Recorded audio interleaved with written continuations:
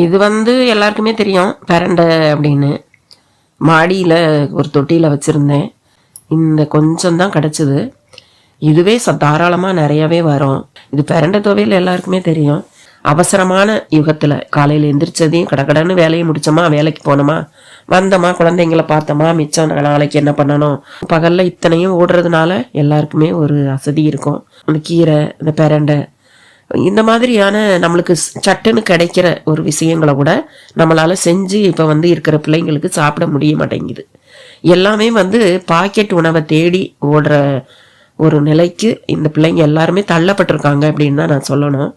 ஏன்னா பெரியவங்க யாரும் கூட இருக்கிறது இல்லை. பெரியவங்க கிராமத்தில் இருக்காங்க, வேலை நிமித்தமாக பிள்ளைங்க சென்னையில் இருக்காங்க, இல்லை வேலை பார்க்குற இடத்துல இருக்காங்க. கீரை அநேகமாக வாரத்தில் 2-3 நாள் சேர்த்துக்கிறவங்க இருக்காங்க. நைட்டே வாங்கிட்டு கட் பண்ணி வச்சுட்டு காலையில் செஞ்சிருவாங்க. இந்த பெரண்டையெல்லாம் கொஞ்சம் க்ளீன் பண்ணுறது கொஞ்சம் கஷ்டம்.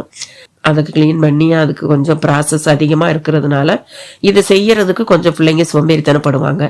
இருந்தாலும் ஒரு வாரத்தில் ஒரு தடவையாவது இதையெல்லாம் சாப்பிடுங்க. இப்போ கீரைனா கூட நல்லா தளன்னு வளரணும்னு நிறைய இடத்துல மருந்து அடிக்கிறாங்க. இந்த பெரண்டை அப்படி கிடையாது. எங்கேயோ போட்ட இடத்துல அது வாட்டுக்கு முளைச்சிக்கிட்டு கிடக்கும். அதனால் இதெல்லாம் கண்டிப்பாக சேர்த்துக்கணும். ஏன்னா எல்லாமே நம்ம மருந்தாக தாங்க சாப்பிட்றோம். அந்த மருந்தோட எஃபெக்ட் எல்லாம் கொஞ்சமாச்சும் நம்ம உடம்புல இருந்து கம்மி பண்ணணும் அப்படின்னு நீங்கள் நினச்சிங்கன்னா இந்த பெரண்டையெல்லாம் ரொம்பவே நல்லதுங்க. பெரண்டை, வாழைத்தண்டு, வாழைப்பூ இந்த மாதிரி அதிகமாக சாப்பிடுங்க.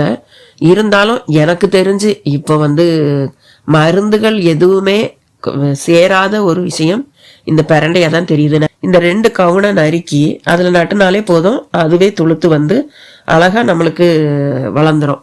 வாரத்தில் 1 நாள் பறிக்கணும் அப்படின்னா கொஞ்சம் எக்ஸ்ட்ரா நட்டு வச்சுக்கலாம்.